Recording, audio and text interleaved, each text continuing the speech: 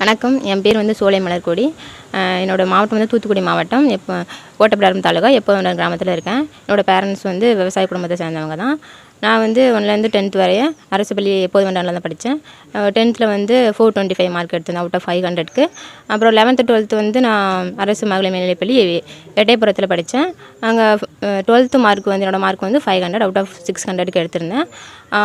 12th அப்புறம் வந்து எனக்கு நீட் படிக்கணும் அப்படிங்கிற ஒரு ஃபோக்கஸ் இருந்தது.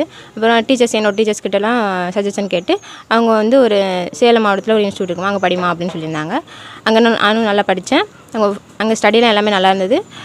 ஃபஸ்ட் டைம் படிக்கும்போது 300 மார்க் எடுத்திருந்தேன். 330 வந்து எனக்கு கட் ஆஃப் இதாகிடுச்சு. அதனால் சீட் கிடைக்கல. செகண்ட் டைமும் நான் வந்து தோல்வி தான் வெற்றியோட முதற்படி அப்படின்னு நினச்சிட்டு செகண்ட் டைம் வந்து நான் ட்ரை பண்ணேன். அதுக்கு ஃபுல் சப்போர்ட் என் பேரண்ட்ஸ் கொடுத்தாங்க. அதில் படித்து நான் வந்து 486 மார்க் எடுத்து இந்த 7.5 இடஒதுக்கீடில் வந்து நான் வந்து வின் பண்ணேன். இப்போ விருதுநகர் மெடிக்கல் காலேஜில் வந்து நான் ஜாயின் பண்ணியிருக்கேன். சந்தோஷமாக இருக்குது. எனக்கு சஜஷன் கொடுத்த என் பேரண்ட்ஸ்க்கும் டீச்சர்ஸ்க்கும் எனக்கு சப்போர்ட் பண்ண பேரண்ட்ஸ்க்கும் ரொம்ப தேங்க்ஸ் சொல்லிக்கிறேன்.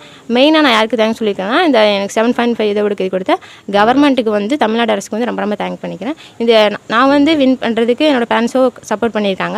இந்த 7.5 இல்லை அப்படின்னா இருக்கிறதுனால வந்து இந்த மாதிரி கவர்மெண்ட் ஸ்கூலில் படித்த பிள்ளைங்களால நிறைய பேர் வெளியில் வராங்க, அவங்களால சாதிக்க முடியுது.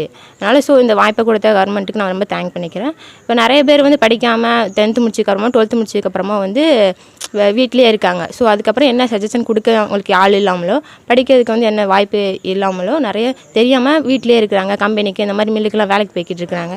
அவங்கள எல்லாமே ஃபோக்கஸ் பண்ணி நிறைய அரசு வந்து ரொம்ப திட்டங்களை கொண்டு வந்துட்டு இருக்கு. அதெல்லாம் வந்து யூஸ் பண்ணிக்கிட்டு நிறைய பேரண்ட்ஸ் வந்து படிக்க வைங்க, அவங்கள வந்து வெளியில் கொண்டு வாங்க. என்ன மாதிரி அவங்கள ஒரு டாக்டர்ஸோ இல்லை இன்ஜினியரோ ஏதோ ஒரு ஃபீல்டில் அவங்கள வந்து சாதிக்க வைங்க. பேரண்ட்ஸ்க்கு நான் ஏதோ ஒரு கோரிக்கையாக வச்சுக்கிறேன்.